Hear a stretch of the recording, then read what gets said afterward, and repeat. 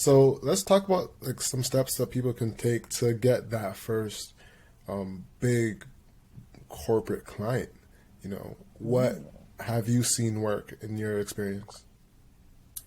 Coming out of the gate like you've been doing this for at least as long as you've been doing this. All right. Corporate clients, small clients, individual people, nobody wants to feel like they're taking a risk on you unless they got some sort of hero complex. Nobody wants to feel like you're a guinea pig, right? So if you come out the gate like, I'm just getting started, I'm new, I really just want to test this out, you're not giving them reasons to trust you. And what happens is you're not giving them the opportunity to feel like they made a good purchase. And that's what people want. They want to walk away from buying something feeling like I did a smart thing. I bought the right thing. I spent my money well. If you don't give people the chance to feel that way, they're not going to want to spend their money with you. They don't want to be sitting there with doubt in the back of their head, always questioning it, always mentally holding on to the receipt so they can try to get their money back one day. Yes, welcome to the show if I haven't said that already. I want to start off with a icebreaker for everybody. What was one embarrassing time you had during a meeting? Naya, I'll let you go first. Crap. Can this count? Why? What's so? How is it embarrassing? I don't know. I don't have an answer. Okay. Come back to me. All right. Oh, do you have one off top, or should I go first? An embarrassing thing that happened in a meeting? Yeah, man. So I've been in sales like my entire life, and I was working at Good Life Fitness in sales, and every single morning we have a sales meeting, right? It's called a scrum. So essentially, the sales manager gets up on the board, gives everybody like, okay, Owen, like how many leads are you gonna get today? Who do you have coming in? What's your closing? Are you gonna sell them this? Bang, bang, bang, bang. So at the time I was wearing like these Adidas sweatpants, right? So if you know the Adidas sweatpants are like the ones that are the nylon ones, which they have like a little slight zipper close to the ankle, and they kind of look like joggers, but like they're runner's pants, right? And I wore these pants for everything. So I'd wear them when I work out. I'd wear them when I'm like actually in the job. So as I wore them time and time again, they began chafing, right? Between the thighs, right? Because I'm like doing leg day, so like my quads and my hammies are like getting big and everything. So they start like it starts thinning. So we're in this meeting, and it's like me, Salam, my good friend Salam, and Mats, who's also like a great friend of mine, who was my manager. And I had like a hole in the pants, but I didn't think it was that serious, right? So like it's in the room, three of us, we're talking, it's very serious, and I made a slight movement. And like the seam of my pants, wow. Like the crotch level of it just bursted wide open, right? And it was so embarrassing. But the thing is, I was embarrassed, but they thought it was funny. But then later on, like I began to think it was funny. By the time like I'm still getting to know these guys, I'm getting to know them and everything, even though we're cool, but I was still like very like embarrassed. But I kind of laughed it off after, just because it was two of them. I was just thinking, man, if this was like someone else, if this was Carlton, who was like the regional manager, was in the room, or if it was like another woman who's also like the VP of sales of Good Life, if she was in the room, this would have been so bad. But that's one of the biggest embarrassments I've had in a meeting, just because it just exposed me. You know what I'm saying? And it was so funny looking back, but I mean, hey, that's what you get for doing leg day pretty much every day and wearing the same pants. Yeah, I hear you, man. That's so hilarious. All right. Let's see what I got. All right, so I was in this sales meeting too, actually. It's funny you say that. And I was going through like my past clients and just talking about some of the business I was doing.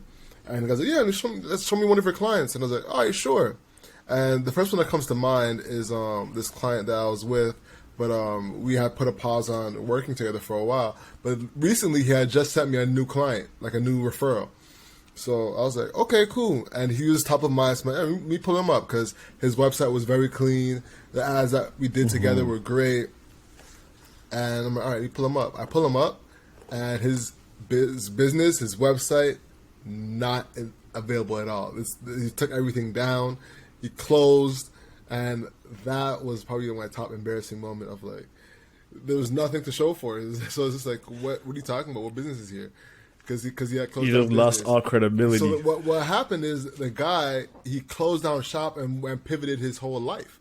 You know, he went into becoming an artist and musician, and it was actually in a huge like reggae song the other day.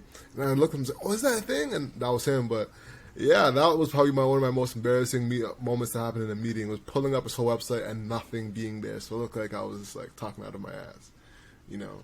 Oh man, that was crazy. You were looking at you sideways, like, "Are you sure? You like, sure? you You sure you're know doing this work? guy? Like, you sure? Like, yeah, that was crazy. So Naya, what you got? What was the best time you had in the meeting? Okay, I was thinking of one, but it wasn't. It started to be embarrassing, but I bounced back, so I'm not going to share that one. This other thing actually didn't happen to me so much, but I guess culturally I felt embarrassed. So we had this meeting, and it was a pretty new thing that my company was trying to do. They were trying to give some of the, like, I guess more junior and new employees, like, bigger projects than they would have gotten, right? And they didn't even really appreciate it because they just got there. They thought this is how it is. So we had just brought on this new project manager. He's black. And for context, at this company, there might have been like 6 black people that I can think of at the time. I was the only black American because I was working in London. And this guy didn't show up to the meeting. It was like his second or third day or something crazy like that. So there was another girl that I was with who was white. And when we realized the guy wasn't there and somebody was waiting for him, we looked at each other. And there was this like conversation, like, who's going to go get him? She didn't want to go get him. I didn't want to go get him. And I was like, I can't let him be out here like this by himself, bro. Like, I can't let the other black guy be out here late missing the meeting, but like, I don't want to go get, like, I don't want to be the person that says, why can't you go get him? But she had more to lose in that meeting for leaving to go summon somebody. So I got it. Had to go up and have the conversation with him, like, at his desk, because he just completely lost track of time, and he was chilling at his desk talking to somebody. And I was like, dude, like, we have a whole meeting. You're the project manager, and you're not there. He was like, is that now? So he's new. It's his first week. I don't want him to get played, so when we get back down to the meeting, I'm trying to, like, cover for him. Like, you know, he was just getting through, but I had nothing to say about, like, what he was doing because he was really kicking it, and, like, there was no reason for him to be in the meeting. I felt all kinds of bad. I hated that I had to go get the black guy. I hated that I had to be the black girl going to get the black guy. But I had to do it because, yeah. It's secondhand embarrassment, you know what I mean? But you got to protect your own, right? You got to protect your own. Like, you got to look out for your own people. You do, but we had a very strange relationship later on working there, so I kind of sometimes regret going to go save his ass. A little bit. But Alex, you had something to say, like, about what I said. Do you agree with that? You got to protect. Is that what you're saying? Do you feel like you have to protect your own in the workplace? Of course, right? For example, me at work where I work at, in the sales team, it's like me and, like, there's we actually have like a secret Slack group for all the black employees, like, called One Voice, right? That's amazing. Exactly. We have our own black meetings. Like, I throw in all, like, the African, so it's like a bunch of Nigerian guys, Guyanese guys, like, from the tech team, IT team, they're all in one place. So, like, I'll be sending them, like, some jams. You know, they love it, right? I can be myself within that. So in the sales team, like, I know it's like my guy Uzo, and I know, like, he's always looking out for me. I'm looking out for him, but we don't actually say I'm looking out for you. It's just, it's unspoken. You feel like you have. It's unspoken, right? He's just like, yo, like, I noticed you did this in the meeting. I know you did this, bro. Like, next time, just try this instead, right? He's like giving me, like, it might be harsh, it might be truth, it might be too honest, like, where I feel, oh, like, you're attacking me, but I need to hear that, but no one else is gonna give me that. Yeah. So other cultures stick like that, you know, Jewish people stick like that. So I'm like, us black people, we gotta do that too. Yep. You know, so that's why I think we gotta look out for our own, even if it's embarrassing. At least, like, you don't want to let your own people down. So let me tell you something. It's funny we're on this topic. So at a place I was working, there was 2 teams, and I knew a girl that was in an opposite team, right? And my team had a project that was related with hers, right? Oh, you're getting into corporate drama today. This is different. And Corporate politics, man. Let's get it. And she started messing up to them, but they didn't know we knew each other. So in the meetings, in our scrums or our daily check-ins, they'd be bashing her, like yo, how did she get a job here? Like completely going in and like she messed up this girl's name. This girl did this wrong. This that. So you know what I did? I recorded it. Jeez, on the low, recorded it, and I was like, and it came from that, and I was like, yo, listen, you're messing up on this, and that. Like, I don't know how to tell. I didn't know how to exactly say verbatim what they said, but I was like, all right, listen, they're talking to you badly. You need to step up in these one or two categories. You know what I'm saying? Because I agree, you definitely have to have each other's back, especially if you know each other. So, yeah, man. But speaking of corporate, that's a perfect segue into what you do. So for the people who don't know, could you give us a 1 to 2 minute background on what you do, Naya?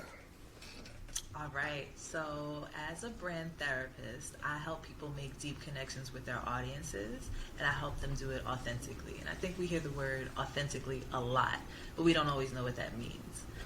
We think about bringing our whole selves to work. We think about being, your true self, being your best self. But when it comes to branding and authenticity, it's really about being something, like building a brand that you can actually follow up on, right? So when you show up and you make promises to your audience, because really when you're building a brand, that's what you're doing. You're promising them a certain level of expertise. You're promising them a certain kind of experience. When you're making those promises, you need to be able to naturally back those up and not just make claims or give people this presentation that matches an idea you can't meet, right? So sometimes we do that. In fact, very often we do that professionally in our 9-to-5 careers. We make these boilerplate resumes and we try to fill in these blanks and be something that we think we're supposed to be because somebody at some point told us it looked like that. But when we show up to the interview, we're nothing like that. Right? You see those memes where it's like, here's the picture of me, what I look like on LinkedIn, but here's the picture of me like 2 weeks after I get the job, right? Sometimes you can make those two things a little closer together, right? So, we do this in business. When we think about building brands for business, I think we've, as a society and as, entrepreneurs, kind of got a better handle on what it means to be yourself and kind of bring yourself into your brand to an extent. But I think a lot of people still struggle with that in the 9-to-5 space. But they forget, you're just dealing with people. You're trying to get hired by somebody you're going to work with, right? These are human beings making human decisions, right? There's no difference between making those connections than there are, making those connections when you have a business and you're trying to sell something to somebody. So as a brand therapist, my goal is always to help people be more of themselves so that they can make really deep connections with those audiences, really get them to understand who they are and show that audience, whether it's a potential employer or a potential client, how you are the only person who can serve them the way that they need to be served. Not the best, but the only. And what was that first insight that you got that led you down this path? So I used to think branding was like crap, like malarkey, fluff. I thought branding was like an excuse to be fake, right?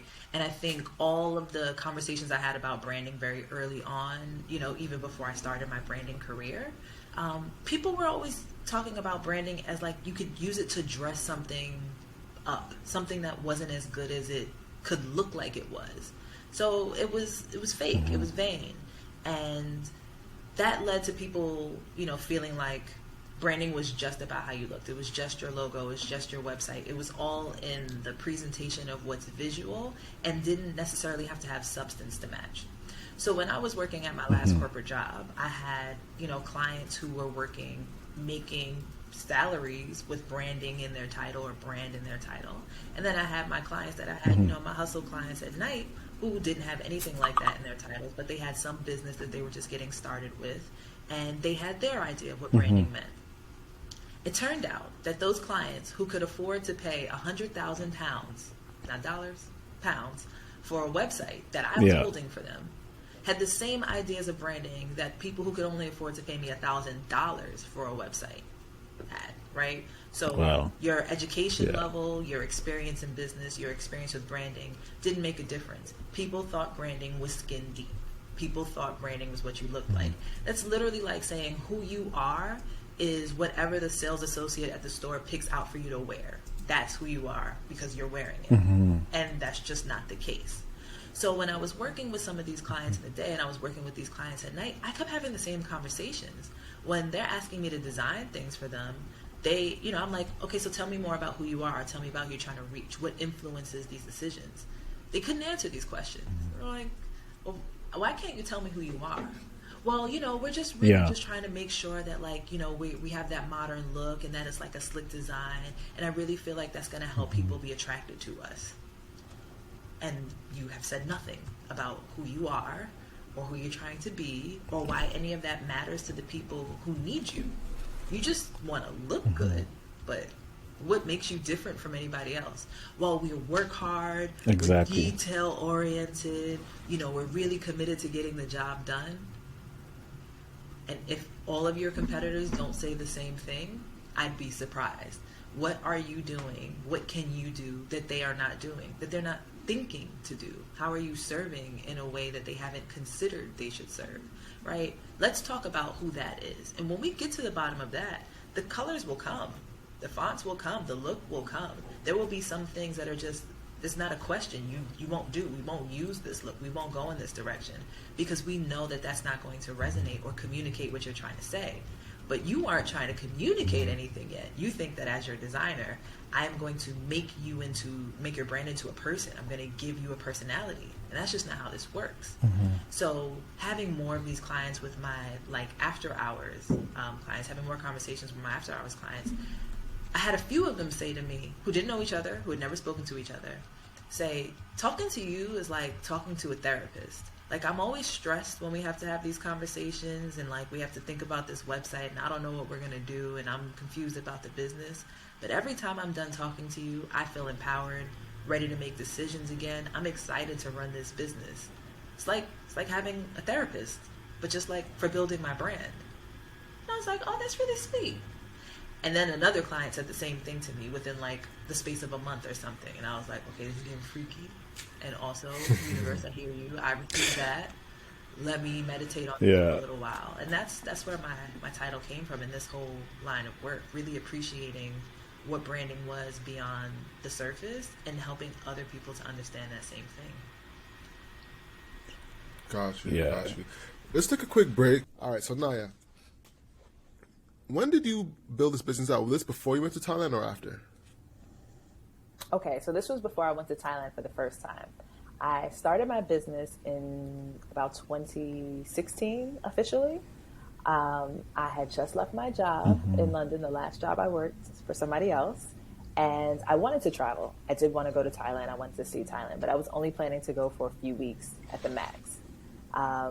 So I spent just a couple of months after I left my job working out what I wanted my title to be, how I wanted to serve, what work I wanted to do, who I wanted to help.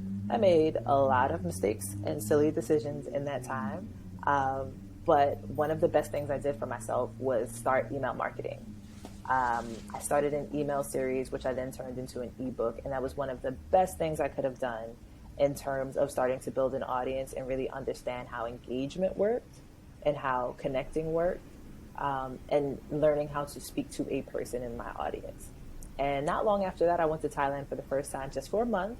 Went to go eat because that's why I get on planes, food and family. I get on planes for people's birthdays and to see people I love or to get food. That's it. And I went for a month, and that was when I saw, okay, this is what it's like to kind of be a digital nomad. I'd have to do this longer. I'd have to stay a little more still because I was traveling throughout the country like every week or 2 weeks. I was like moving somewhere else, which was a little too much motion for me. But it was the beginning of me seeing what a laptop lifestyle was, because up until then, all of my jobs really required me to show up somewhere, punch in somewhere, be seen, and have meetings with people who were effectively in charge of me. And after that, I ended up moving back to New York for some time, and I wasn't digital nomading at all.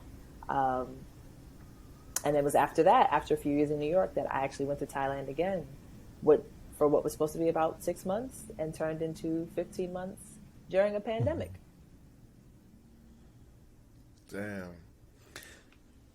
Getting a taste of that laptop life must have been crazy. I can imagine how it's like once you get a feeling, a dose of that being autonomous, right? Controlling your own destiny, controlling your life, and just creating on the go and not having to be stationed somewhere. That's what everybody dreams about. I mean, I dream about like working my 9 to 5. Like I always think about it every single day. And during the pandemic, I actually got a taste of that as well too. Like when I got furloughed and I was working on the podcast every single day.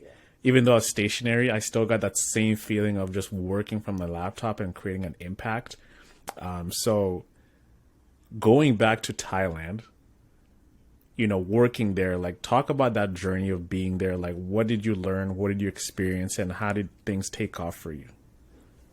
Ooh, so I went to Thailand. Work-wise, I went to get some space. I wasn't taking on any new clients. I wasn't looking to expand a lot. I really just wanted to clean up some of my processes and work on some of my programs that already existed.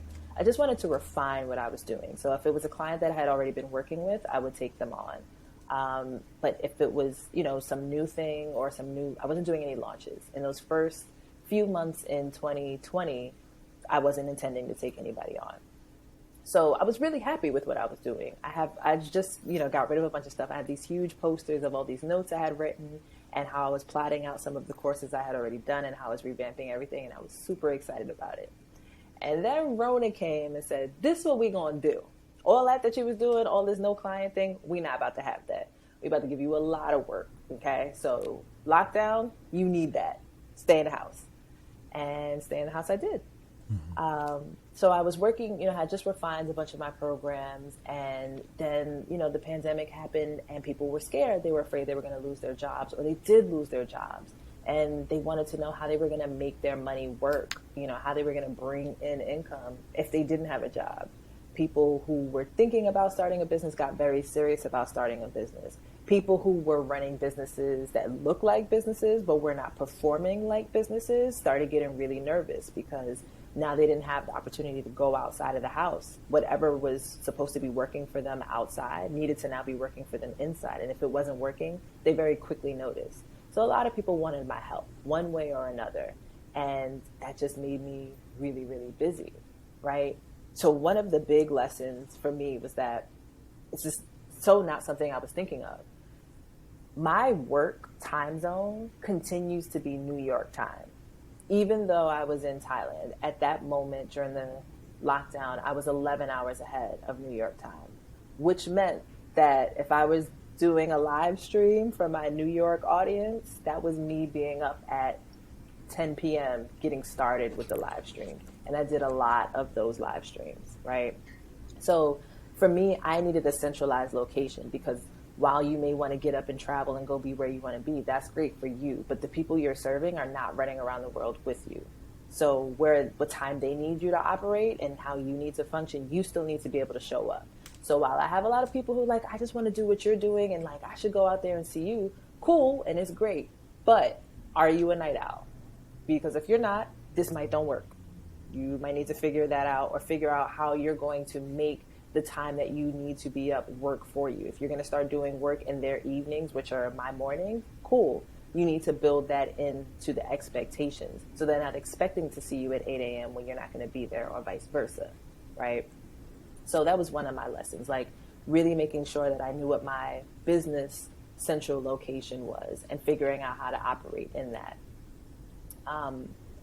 Another thing I learned, and I shouldn't have even been naive to this, was the changes in economy don't mean doom, right? For some people, there are going to be some inevitable changes. I was working with somebody, and this is a close friend of mine, who had been laid off in the 6 months before the pandemic, got this new job, got laid off again because their employer quickly realized there were going to be too many cancellations. She couldn't keep everybody on. It wasn't going to work out. And they were able to apply for unemployment before there was pandemic unemployment. But after a few weeks of them, figuring it out, deciding what they wanted to do, they got back in their business game. And they had, a hustle that they had been working on, and they had been sustaining themselves time and, on and off with their own business. But what they were able to do during the pandemic was bigger than anything that they had been doing before. They were bringing in more money than ever before. Now, why is that, right? How do you get laid off and then make more money? Well, you pivot. And it's not just some small pivot where you're like, I kind of do this one thing and I'm going to do this now. You figure out who needs to be served. Now, everybody's at home. Not everybody's losing their job.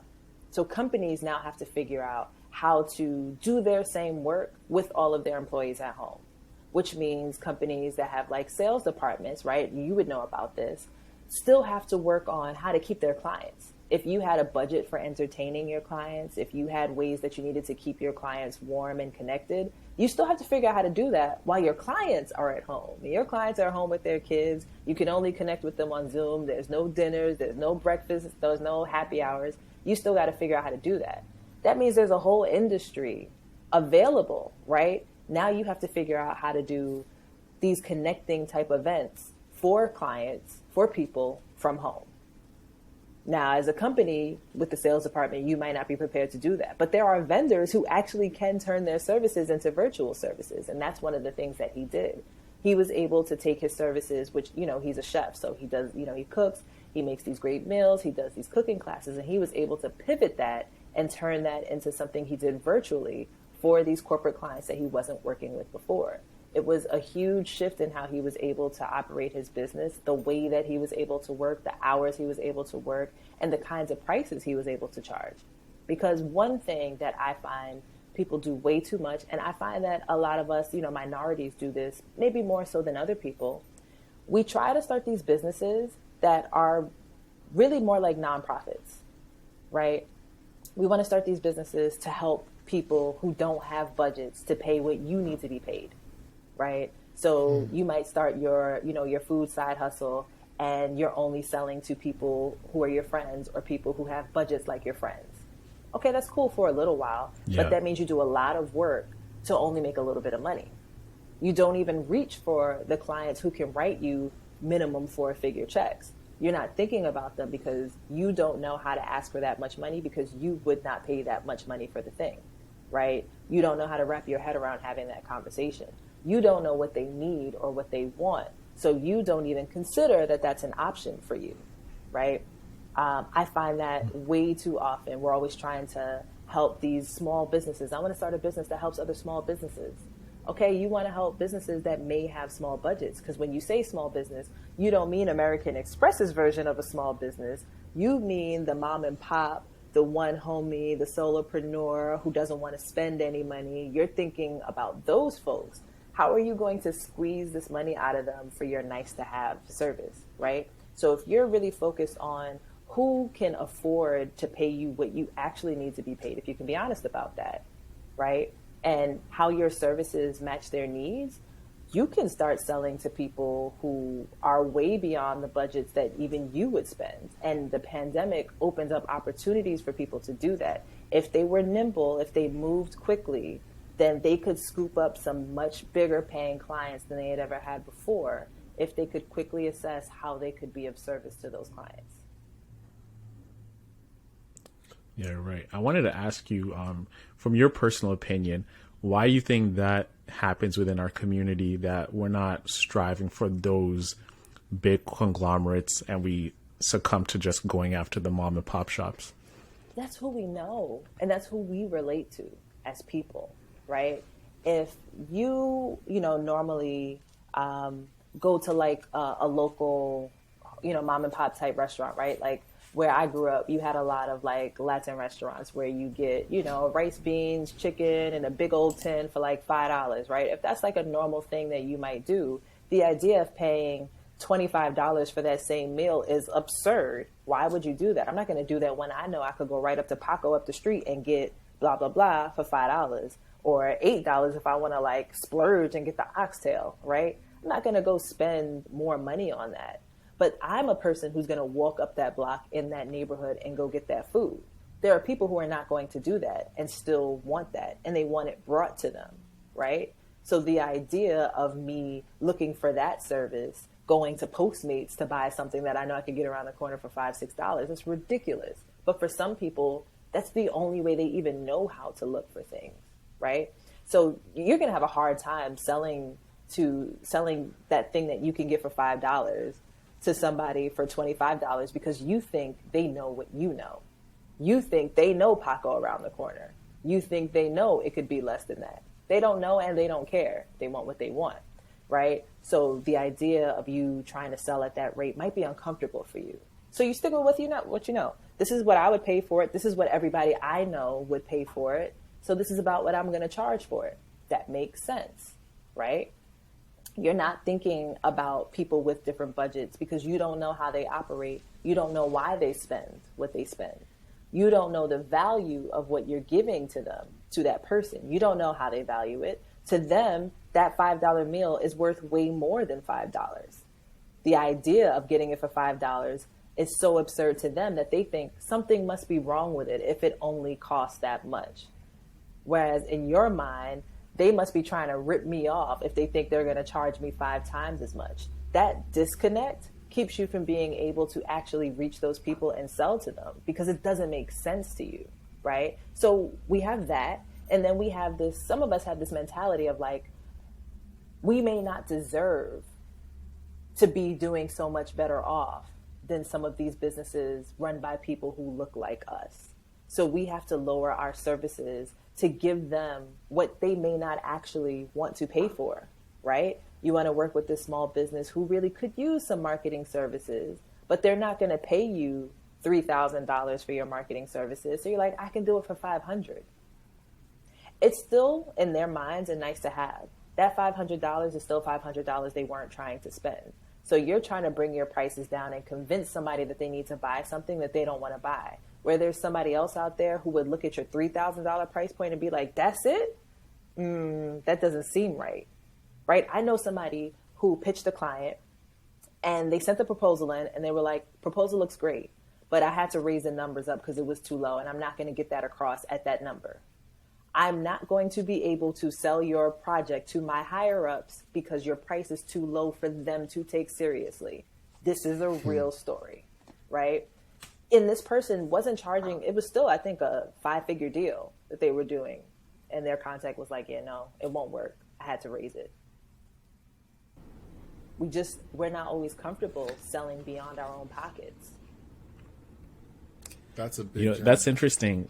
Yeah, that's interesting you say that because even I'm thinking about it. And for example, like if you go to your own community and you still want to, because we're trying to uplift each other. We're trying to help that business because we see the potential that they have within their marketing. We know we have that expertise, but we know what we're worth. So them declining not to take on the higher price and you succumbing to the lower price, it just becomes like this vicious cycle over and over and over and over. And it just spans on to like, hey, I know my buddy James charges $500 for people in our community. Then he's going to go tell his buddy. So you can never really break the mold. And it's so hard to find out one person who's going to accept your high ticket price because they're scarce, right? So you're stuck in the same thing unless you go to other communities that they're okay taking that. If this is your price, I'm going to pay that price. I just don't know why it is for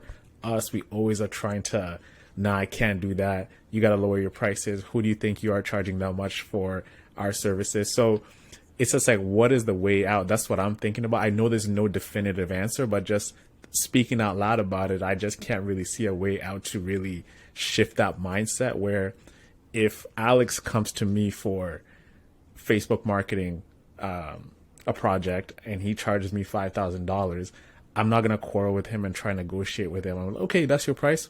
Boom, I'm going to pay you, right? It's so hard for our community to get over that negotiation phase with people who look like us because we believe like we're in the struggle. You got to give me a discount. You got to give me a deal. Yeah, that was just like a little thought that I just had right now. There's no really definitive way out. It's just like we're kind of stuck in the mud with it. And it just takes one person keeping their foot down on the ground saying, no, this is it. And eventually over years, it's going to become like a cultural norm not to like negotiate with our own. If this is their price, they're going to pay that. They may negotiate, but I think we need to understand what people but you know value. what I mean, though. You know what I mean? So if I'm going to a Yeah. local business and they're like, oh, who do you think you are charging that? Okay, let's take a pause there for a moment, right? What do you value? Obviously, you don't value my service in and of itself enough to pay what I'm asking you to pay. So that's going to be a challenge. That's true. But maybe you value the successes that you think I should have had for that price point. And you're assuming that other brands or people of other colors or backgrounds may have had that success. Now, if you saw me turn everybody else's business in the neighborhood into something that's making way more money and you're struggling, and I come to you and I say, hey, I can do this thing for you, you're more likely to work with me. Even if you want to hesitate or negotiate, you can see what I've done. So what you value is visible results. And without that success, you may not think, for whatever your own biases are, you may not think I can bring you that level of success.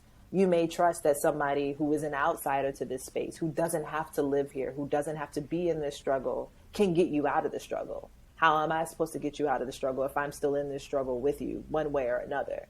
If I'm not out here selling to these other folks and I got to sell to you, I must not be doing so great. And that has to do with what you think of yourself and the position you're in and the business that you're in and the space you're in. If you don't believe that you already are some sort of success story, then me messing around with you means I must not be doing that. She must not be doing that well either. So she can't help me, right? If they've watched me be successful or if they value, me saying, I worked with this person, I worked with this celebrity that you see this campaign, I'm the one who did that. That might be what they value. It might not be the service. It might be the results I'm bringing to the table. It might be the name dropping that I can do. And sometimes I think we don't always see to the extent that people want discounts from us. I don't know that we always are aware of the things that people need to hear from us. We want them to not ask for discounts, but they also want us to show more than just, I can do this, but like, what have I done? And how am I going to do it for you? And how well do I understand you? And what kind of timeline can I give you? What kind of assurances can I give you? How can I prove I'm not trying to rip you off? That's huge. That's huge. So let's talk about like some steps that people can take to get that first big corporate client. What have you seen work in your experience? Coming out of the gate like you've been doing this for at least as long as you've been doing this. All right. Corporate clients, small clients, individual people, nobody wants to feel like they're taking a risk on you unless they got some sort of hero complex. Nobody wants to feel like you're a guinea pig, right? So if you come out the gate like, I'm just getting started, I'm new, I really just want to test this out, you're not giving them reasons to trust you. And what happens is you're not giving them the opportunity to feel like they made a good purchase. And that's what people want. They want to walk away from buying something feeling like I did a smart thing. I bought the right thing. I spent my money well. If you don't give people the chance to feel that way, they're not going to want to spend their money with you. They don't want to be sitting there with doubt in the back of their head, always questioning it, always mentally holding on to the receipt so they can try to get their money back one day, right? They don't want that. They want to be proud of what they bought. They want to tell people about, I just bought this great thing. I ain't even used it yet, but I know it's going to be lit. They want to be excited like that, right? So you got to give people the opportunity to feel that way, right? Give them the chance to be that excited. So when you're pitching, you're putting together your proposal, you're having these preliminary conversations, forget how many years of experience you do or don't have. Focus everything on what they want, not necessarily just what the client needs, because people don't buy what they need, they buy what they want, right? You might need to go to the gym, but you just want to be 10 pounds lighter. So if I could buy a pill and make me 10 pounds lighter, I ain't gonna go to the gym, right? So people buy what they want. And when you understand what they want, especially if you understand why they want it and how their lives or their work life or whatever is impacted because they don't have it, you're able to have better conversations that eliminate the need for you to really talk about years of experience or who you've worked with or what you've done. You can actually start connecting with them and show that you truly understand their problem and that their problem is your problem. You're going to solve the problem for them because it bothers you just as much, if not more, than it bothers them. Is all that making sense? Yeah, most definitely. Without a doubt. Without a doubt. I guess is that your framework of establishing concrete brand? That's a part of it. That's definitely a part of it. I think there are two ways to go about building a brand, and I think of them as like these bridge methods, right? You can build a brand starting from who you are and try to reach who they are, whoever your audience is. Or you can start by standing where they are and trying to lead that back to who you are. I think those are the two key ways to go about building your brand. So if you have a very clear idea of who you want to help, who you want to serve, and why, you might want to start from them and then try to peel your way back to how am I that solution? Versus if there's something you want to bring to the world, then you might want to start with, okay, this is who I am and this is what I do. How can I lead that to a solution for somebody? Who are the people who can benefit from that, right? I want to be a motivational speaker. Now, who do I want to motivate, right? How do I want to go about motivating them? Do I want to do speeches in front of a podium? Do I want to do talks on a podcast? Do I want to do Instagram lives? Like, how do I want to go about reaching people? Okay, I want to do Instagram lives. Who's on Instagram? Who's going to listen there? How is that going to lead to something? Do I have other goals? Do I want to do a book tour after this? Do I want to have my own like speaking special on Netflix or something? Like, where am I trying to go? And from there, you can go about getting to who that audience member is going to be, who that person is who's going to want what you're doing the way that you're doing it. So you've got two ways to go about building this brand. I think that figuring out who you want to help is usually easier and smarter, but some people aren't quite sure yet, and they just know they want to get themselves out there, and doing the bridge from where they are can be a really good start to just having something under your belt. As you're talking, I started thinking about, you've heard of Simon Sinek? Yes. Yes, yeah. Remember that golden start with why, right? Like that's what came to my mind is like when you begin your brand and you compare it like with the Apple brand, like all great brands begin with a why, right? So Apple's like, why are we doing this? What is that we believe that we can champion behind that's going to get other people who believe in our cause? And that actually becomes your brand, because when you start with a why, it's like, we believe in innovation. We believe in creating products that make you feel good and like they create a very zen atmosphere when you use it. Like when you talk about these feelings and belief and you put that on products, it actually creates the product itself. And then he compared it with Dell computers, right? They began with the what instead of a why. Like, what is Dell? We make hardware computers for businesses and we're going to keep it standard. This is a machine you're going to use for your business or a personal computer, and that's it. It's going to get your job done. Totally different, separate ways of looking at it. And you can look at, even though Dell is a strong brand, Apple's brand, you don't see people lining up outside of a Dell store to pick up a laptop, right? You don't see them lining up to pick up any new PC monitor they just dropped. But you see that for Apple. You see that for their iPhones, their Apple Watches, iPads, like everything you can think about. Apple fanboys and girls are going to line up at the store, wait up all night just to pick up that latest gadget. And that is because of a strong brand. Yeah. That's and a fact. Clear, Belief really in clear innovation. Mm-hmm. Without a doubt. So now let's talk about your business. Like, how were you able to build your business up? What's the revenue model? Let's get into the details. Okay. So I'll start with talking about House of Brand Therapy, because I think that's a really interesting case study even for me to look at. House of Brand Therapy has been around for a couple of years, like existing as a brand that I can point people to. But it was pretty dormant for a while, right?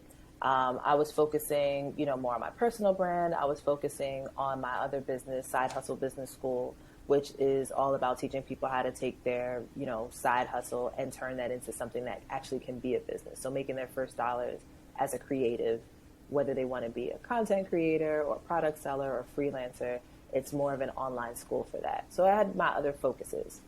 But then what happened was, like I said, during the pandemic, Rona told me, sit down, you're going to have some work to do. House of Brand Therapy kind of came back up, right? And that was its first full foray into being a steady income maker, right? There were things I could do through that brand, but this was where money was starting to come in on a regular basis. So with House of Brand Therapy, our primary services are information products. So we have an accelerator, we had some boot camps, we have one-on-one services. So we've got the kind of subscription model option that we toyed around with, and we did away with that pretty early. Right now, we focus on doing courses, primarily our accelerator, which we're running right now with a scholarship that I'll get into later. And then from there, you can work with us one-on-one, primarily with me if you're doing some sort of career branding, or if you're growing your brand from like a freelance brand to a full-blown business owner where you hire other people kind of brand. But anybody who's going to do that one-on-one stuff or do any kind of agency services with us, those people would have had to go through our programs first, because there's just a lot of things that we set foundations for it. You need to know the lingo. You need to understand how we're thinking about business models before we're going to help you one-on-one, because we're not going to get with you one-on-one to do stuff that you could have learned in the course, right? So all of the people who would be doing that one-on-one stuff have to go through any of our materials that are related to the thing they want to do a one-on-one with us. You work predominantly only with Black women for House of Brand Therapy. Talk more about that. How did you zone in on this particular group of people to work with? Okay, so my work as a brand therapist is insanely personal, right? I'm going to ask you questions about who you are, why you're here, why you're doing this, why you're not doing something else. And I'm going to want to know about your history. I'm going to want to know about things that you did before, you started this business, or you decided you wanted to change fields, or whatever it is you're doing. I want to know about the things you did that you didn't get paid to do. I want to know about the kind of person you are. I want to know about your personality and how that plays into how you make money, and how that plays into how you approach any part of your vocation, right? So you may have always been a very organized person. Cool, let's talk about that. And let's see if we can find links to how that has played into your work, or how that saved you. Or maybe we find that every job you've had, you've always participated in one of the employee resource groups in a very high level, right? And you consistently play the same role, but you don't take yourself seriously as a leader, even though you consistently lead at your job, at every job that you've had. You're afraid to put yourself forward for a management position, even though you've been managing and taking care of things, but you weren't paid to do that, right? So I have to do a lot of work that helps to defeat imposter syndrome. And I find, one, Black women have imposter syndrome bad, and it's not our fault, right? We've got like serious problems with imposter syndrome. And in order for me to get to the root of that, I have to really be a cheerleader. I really have to care about what you're doing. I really have to know that you are going to do the work, and you are not just looking for an easy way out, or looking for somebody to cheer you on when you haven't put in the work. I have had clients from other backgrounds and potential clients from other backgrounds who I could quickly tell were just looking for a shortcut. I cannot pour myself into you if you are not about to do the work. I am not going to waste myself on you, right? When I find that I'm working with Black women who come to me, more often than not, I can't even think of an instance where this hasn't been the case. They are coming to me believing that they can be what they hope to be one day, believing that they can fit the shoes that they walk in, not realizing that the shoes they're walking in are too small for them. So I worked with a woman specifically who came to me because she was helping people in elections. So she wasn't a politician herself, but in her spare time, in addition to having all the jobs that she had, in her spare time, she was helping with local politics. And even in one election cycle, she got like 8 out of her 9 candidates elected, which is no small feat, right? Okay, but still has a whole full-time job to go to. She said she didn't really feel like she should be in politics. She should just help in the background. So she wanted to start a blog where she would help young people get involved. Okay, so I thought that's what we were going to be working on. No. Then she told me, well, actually, I'm looking to change jobs. I'm at the director level right now, and I'd like to be VP level, but I haven't been able to make that work for myself. Okay. I gave her one assignment to do, right? And this assignment requires you to go through your whole work history. Tell me the things that you've been doing. Tell me the things that you got paid to do and didn't get paid to do. Give me the story of who you are, and give me some of your career wins. When I tell you, this woman was well beyond VP level and was C-level material and didn't see it, I knew what my work was to do with her, right? There was nothing but imposter syndrome. And this woman had been in her career for about as long as I had been alive. Kid you not. I was looking through that resume and I was like, boy, that looked like my birth certificate when you had that job, right? So, I mean, she was well experienced. She had plenty of experience. She had huge brand names on her resume. She had been doing this work for years. So I had to figure out, why do you think that VP level is what you're supposed to be doing? Well, it's the next step. Okay, granted, sure, that's a promotion in this field. But you're also telling me that you want to switch to a slightly different field, and the next step up from where you are would actually be C-level. So what's the challenge? We spent weeks getting to the bottom of this. And what you find in these situations is that time after time, we are told to wait our turn. We are told, we are great and we couldn't do this without you. But right now, we just can't fill in the blank, right? And we're expected to still show up, not keep asking for raises, and to an extent, feel lucky to even be in the room. Even though we're told that they need us, we're told that something survived because of us, right? We're told these things, but they are not always showing that to us with the money. They're not always showing that to us with the respect. And I know too many people who have been in situations where they were training somebody who worked underneath them to become their manager. How am I training my sub to become my manager? What happened to me being the manager? Why is that happening? Why am I teaching my boss how to do their job? What was it about me that made me not eligible for this, right? When you have a lot of that going on, when that continuously happens to you, you're going to start believing it. You're going to start believing, well, maybe there's something missing. Maybe there's something I'm not doing. Maybe I need to go back to school. Maybe I'm not cut out for this. Maybe they're right. Because that many people are ending up in that kind of position every time you get a job, every time you work at a new company, is going to get to you and start making you think they must all be telling me some kind of truth. There must be something to this. And I know way too many Black women and have worked with way too many Black women who have been in those situations. So when they come to me and they want to switch fields or they want to start their own business, they don't always believe that they should be reaching as high as they'd like to reach. They are staying way too humble. They're writing resumes that show that they're willing to do jobs that are beneath the job that they're applying for, and then wonder why they get offered jobs that look exactly like the job that they already have.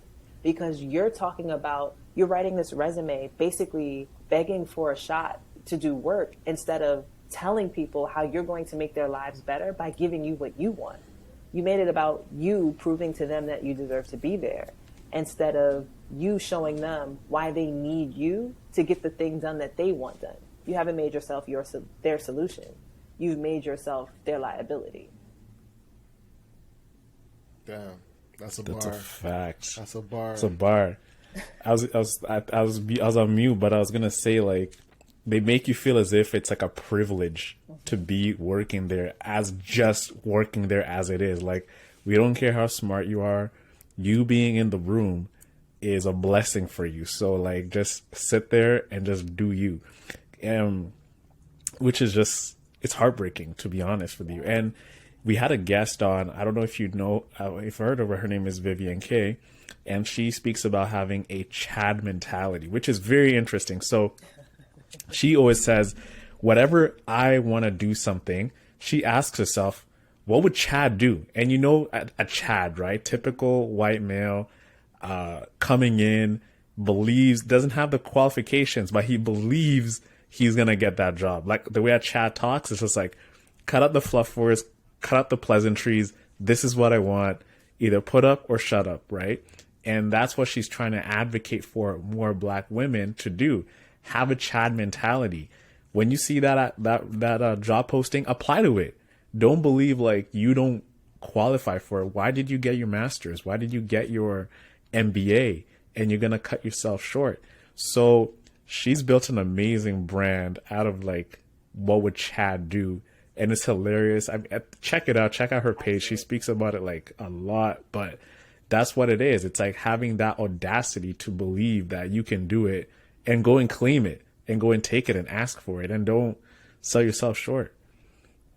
I think we do that way too much. I think it's literally that. It's the selling, right? We're selling ourselves and we are selling ourselves way too short. And I find that Black women are incredibly hardworking, very much experienced, and often way too passed over. and to internalize these ideas that we're not ready for whatever that next step is keeping us all back, right? There are businesses who are missing out on opportunities. There are families who are missing out on income. And if there's something we can do, if we can kill imposter syndrome, if we can get that out of the way so that we are moving forward and applying for more opportunities and putting ourselves forward, then I think we all win if that happens, right? So imposter syndrome is my personal nemesis, not just for me, but in other people. Like, I am trying to ruin imposter syndrome's life in other people, right? It's crazy, like how even Black women are the fastest group in like terms of education, right? If you look at the numbers, like they're the ones getting all the degrees, they're the ones in postgraduate programs, but yet still with all these qualifications and all this talent, there's like a mental hiccup that just stops them from going for them. Like, then why did you go to school? And, you know, so from your perspective, for younger girls coming into like the workforce, like girls in high school, girls in university, how would, for the audience members who are listening and they're in that position right now, if they're not working with you, but you were to talk to them, how would you help them, or what would you say right now that can say, you know what, to limit your imposter syndrome, these are like 1, 2, 3 action steps you can take today to remove those limiting beliefs and take that step forward into that career you want? Okay. One piece of advice I got was, I don't even think she was trying to give me advice, but it's, nobody knows everything in a vacuum, right? Nobody knows all of the answers to all of the things. They may be more expert than you or more experienced than you, but they don't know every and all things, right? So when you're feeling like you have to know everything, or you're being hard on yourself for saying, well, I don't know enough, think about what you do know and think back to a time when you didn't know that and how far you got not knowing what you know now, right? Remember that, because there is somebody who cannot do what you can do and does not know what you know. So start with that little bit of confidence in that you came a long way. You learned something, you know how to do something, you have a skill, you have abilities, and you know enough to learn the parts you don't know, right? Like, I have a background as a web developer, and there is a whole bunch of stuff that I don't know. And there are a lot of things I do know, but I forget.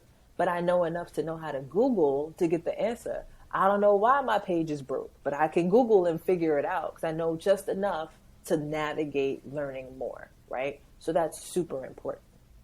Next, know what you want, and don't be afraid to tell people what you want.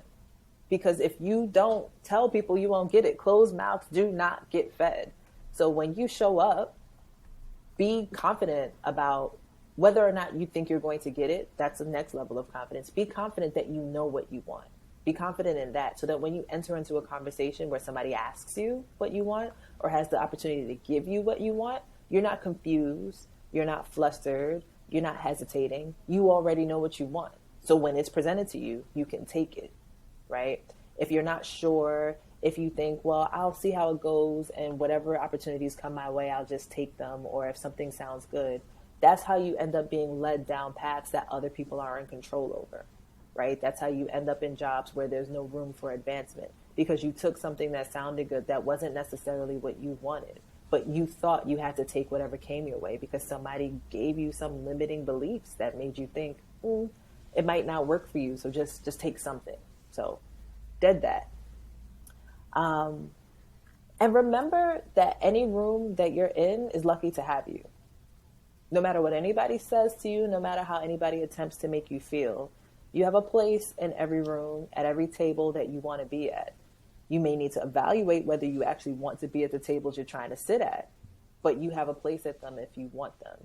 And there will be people who try to push you out the table, kick you out the room, make you feel uncomfortable for being there, make you leave instead of trying to force you to leave, right? Make it so uncomfortable that you don't want to be there. Remember that they are lucky to have you, and it is on your terms whether you stay or go and what you do while you're in that room, right? I'll tell you a story. This was actually going to be part of my embarrassing story from earlier. I was there in you a go, a New real York one. team. A real one. You know, you've gotten comfortable now. Time to let it out. Unleash it. Well, see, this story could have gotten embarrassing for me, right? I was in Yeah. this meeting with my team, and I was, working as a front-end developer. My team was mainly guys. There was one other woman who worked on my team, and she was on maternity leave for a long portion of while I was there. So for a good portion of my time, I was the only woman on my team. And obviously, also only Black women on my team, and the only American on my team. So all of that. And we were having this meeting about this project that we were squandering. I mean, we were spending way too much of the budget. We were not about to profit on this thing. It was a mess. And it was a mess because they didn't listen to me in the beginning, because part of my job was to do UX. So I was planning for them. I gave them a plan. They didn't want to do it. Okay. We gave it to a department who burned the budget. And one of the people from the department who was really burning the budget was a part of this meeting. So he's not on my team. He's part of this meeting. Well, this is your average, I won't say entitled, I don't know him that well, but your average successful white male. My team was not always thrilled by his presence, right? But we're in the UK, so it's a more passive culture than the direct culture that you might see in the US. And now remember, we're in corporate. So corporate means, corporate is Latin for passive, right? So then like you put corporate passive on top of Britain passive. It was just, nothing was direct, right? And I don't work that way. So I was very much a fish out of water, and I didn't care that I was slapping around. So we're in this meeting, and one thing that this guy used to do all the time was talk in your space. You're having a conversation with him, we were sitting next to each other, and he started to lean into my personal space to talk to me about something. And in reaction, I just moved out of the way, and I froze. Like, the whole scene just froze to me for a moment. I was like, yo, I really just let him talk me out my box. I'm still sitting in the chair. I haven't moved the seat. I've moved my whole body out of my chair to get away from this dude who's saying nothing. It was of no importance, but is trying to intimidate me. Why? This isn't his room. This isn't his meeting. This isn't even his team. Nobody is coming to my defense to end any of this aggression that's coming my way. I clearly have to be the person who's going to stand up for myself. I have no idea what we were talking about. I don't remember what it was. But as I sat there and leaned back and I let him finish, I was just like, you gonna get out of my personal space now so we can finish this conversation, or do you still want to sit here? Because I could hear you from where you were. There was no reason for you to enter my box like this. You want to sit back? And just waited. Middle of the meeting in the conference room, bunch of other guys sat there and they were like, nice, nice. No, why is it nice? Why does it have to be that way?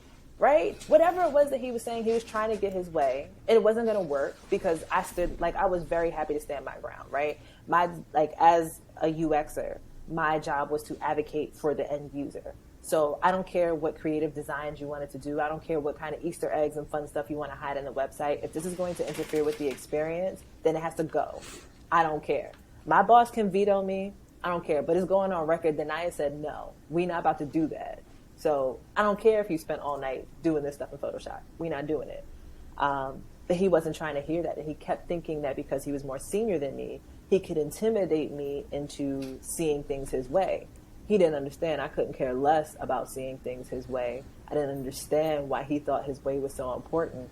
And I was really frustrated that he was so interested in what he wanted to do and let his design be so ego-led that he forgot the mission of the project. He was designing for designers, and we were building a website to try to hire developers. All of these things that you're doing are going to require code that a developer would look at and be like, this is so heavy, why would you do this? But you were not aware and you were not paying attention to who we were trying to serve. So you were trying to serve yourself. I don't remember the point of why I was telling you that story. I don't even know how I got there. You need to let that one out. Oh, man. That wasn't embarrassing, though. That was you just It was what made it embarrassing to you? Yeah. I was really upset with myself for letting him talk me out of my physical position. When that happened, I did get upset, and I was like, this is how this works. He really just, it wasn't a conscious decision to lean out of my seat, right? So I'm sitting in the seat, and I've leaned so far that, I left my body, right?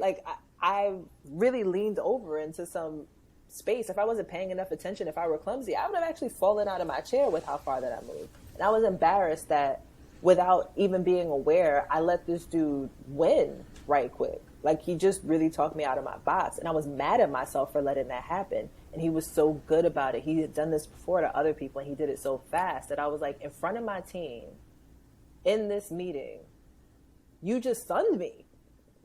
Like, you Just really dunked just, on you. you sunned me, like, out of my own personal space. Nah, like, you just used your body language to sun me. I don't even care about what you're saying. I don't agree with what you're saying. But now, whatever you're saying holds weight. It looks like you made a point. Because physically, I have literally tried to get out of my skin to get away from you. You just dominated the space in my seat, and I was pissed.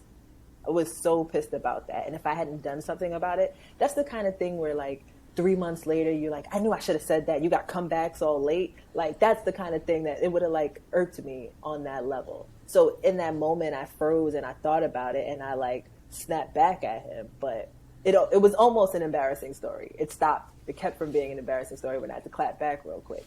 That guy and I had a lot of tension throughout the rest of that project that I had to tell him off in front of somebody one day in a meeting. And I thought I was going to get in trouble. It was my manager's manager.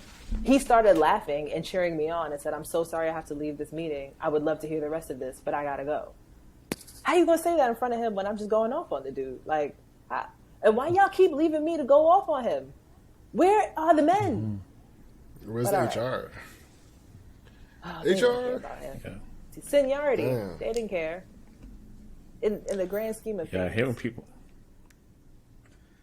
Yeah, if people make you feel uncomfortable like that, it's kind of like when you're in the subway and all the seats are open, but the bro just comes and sits right beside you, and you're like, rah, bro, there's plenty of space. Plenty of space.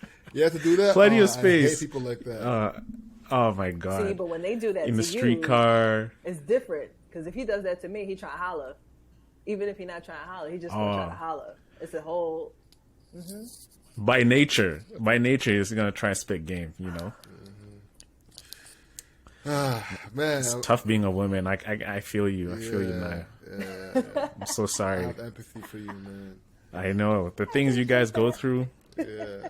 Having 3 sisters and hearing even more stories, I feel sometimes horrible being a man. Like, you know what I'm saying?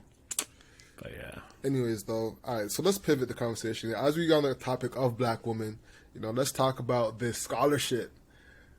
Yes. Where should we start? Talk to us, Naya. Let's go.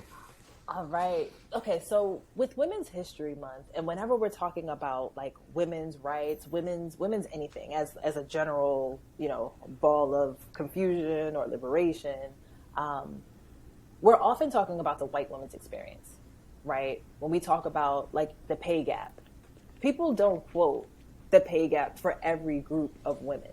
They quote white women's pay gap between a white woman and a white man.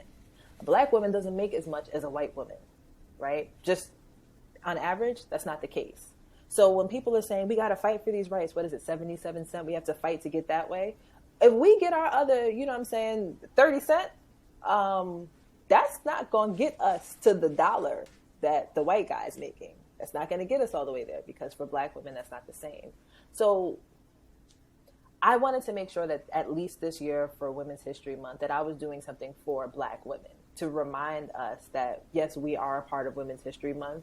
This is not everything that you're going to hear applies to us, but this applies to you, right? I feel like too often we get our history whitewashed, right? When we talk about when women were allowed to vote, that wasn't all women. We weren't all allowed to vote, right? So these landmarks, these historical moments don't all apply to us. So this year for Women's History Month, this scholarship that I'm offering is for our accelerator, which is called From 9 to 5 to Consultant. It's for black women who want to move from something that they've been doing in their 9 to 5 and start a consulting business. So if you've been at your job, like, I could do this by myself. Like, I know this, I'm tired of these people, and I could make more money if I weren't working for them. If you've been thinking that, if you got the skills, then this accelerator is probably for you. For Women's History Month, we're giving away up to 100 scholarships into this accelerator, which normally runs about $2,000. Okay, you'll get full access to the accelerator. You'll get access to the group calls. You'll have a little community. And this program runs from about 6 to 8 weeks. So by the time you hit that 8 weeks, you should have picked up your first client already. And the whole point of the program is to teach you how to create a consulting business that matches your personality, that matches the way that you work, and get you a minimum of $2,000 a month per client. Okay? So we aim to get you to about 4 clients, that we find that to be a pretty comfortable level for you. Especially if you are considering leaving your job, you can get to that 4 client mark and still keep your job, because we teach you how to bring people on. So you don't have to do all of the work by yourself. You shouldn't be doing all of the work by yourself. You should be hiring within your first 6 months, right? So we're doing up to 100 scholarships for this accelerator. The applications are open now and they close on March 31st. So if you're looking for that, you can check out houseofbrandtherapy.com and just hit the link to scholarships. Awesome. You'll link to that below in the podcast details. Yes. So y'all make sure you check that out. Awesome, man. So is there anything we didn't cover that you'd like to cover before we get out of here? I mean, I think we talked about a lot. Y'all had me spilling the tea, running my mouth. We were pretty chatty today. I found it hilarious that you were drinking tea right after you spilled the tea. You know what I'm saying? Yep. She was like, going for the cup and all that. You gotta have a little that. evening tea, you know? It's England. I feel you. I feel you. All right, well, ladies and gentlemen, with that being said, that concludes the podcast. Make sure you check us out on Instagram at 247hustler. And make sure you check out the scholarship link below. And we'll be on Clubhouse as well, so make sure you tap in with us. And you know how I end the podcast. The grind is what you can't control. So control your grind and control your life. I'm Alex. I'm Owen. I'm Naya. And that's Hustle Over Everything. Peace, y'all. Peace out, guys. Later.